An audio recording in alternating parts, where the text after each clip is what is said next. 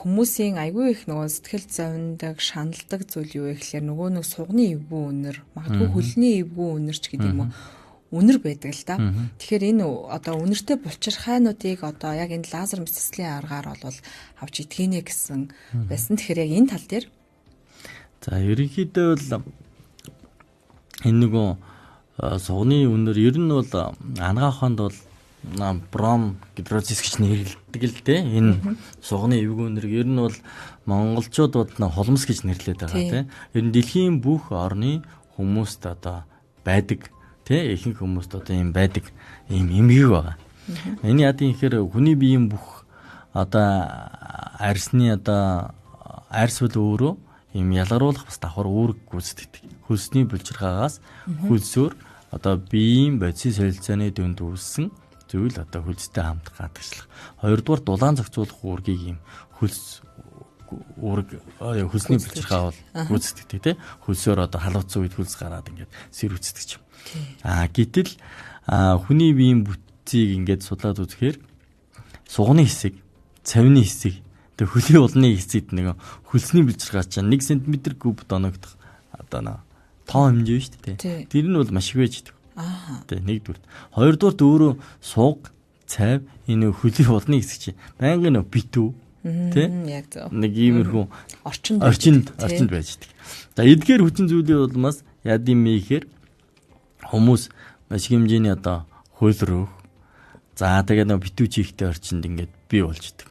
Үүнтэй холбоотойгоор хүний биед өвчин үүсгэх одоо нэм бактериас гадна өвчин үүсэхгүйгээр зүгээр ерөнхийдөө л одоо хүний биеийн одоо хөлсч гэдэг юм за одоо эцсийн бүтээгдэхүүнээр хоолож ундлаад өсөж үржээд ингээд байж идэг амьд организмууд микроорганизмууд байж идэг. За эдгээр микроорганизмууд нөгөө хамгийн их одоо хоол ижилтэй газараа төсөж үрж шүү дээ. Тэгэхээр сууг цавны хэсэгт одоо энэ одоо хүний нүдэнд үл үзэгдэх энэ микроорганизмууд чинь тодорхой тэр нөгөө хөлс те тосны булчирхаан шүүрлэр хооллоод ингээд амьдраад байж л тэр микроорганизм чинь бас тодорхой хэмжээний одоо бодисын хэлцээнд эцсийн бүтээгдэхүүн үүсгэнэ дээ. За энэ нь нөгөө хөлс тосны булчирхаатай уралд ороод нөгөө нэг одоо бидний нөгөө яриад идэг холмос те эвгүй үнэр бий болох юм үндсэн шалтгаан болж байгаа.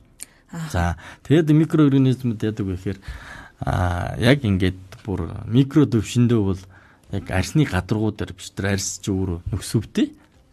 Тэгээд нөхсөвээр дамжаад тэр нөгөө хөлс тосыг шүүрүүлээд байгаа. Булчирхаа тий. Тэнд хүртэл одоо ингээд байж байдаг. Амьдарч оршин тогтнож идэг.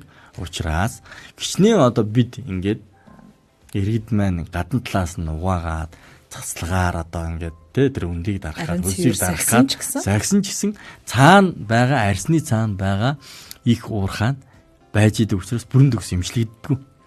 За энийг шийдэхийн тулд бол ер нь бол мэдээж одоо имжлэгээ зөндөө олон төрлийн нэг имжлэгээнүүд байгаа шүү дээ. Цацлага одоо ботокс тариулахаас ахуулаа. За тэгээд мэдээж одоо мэдцэслийн имжлэгээнүүд бол эвтэр үе хийгддэг байсан байгаа.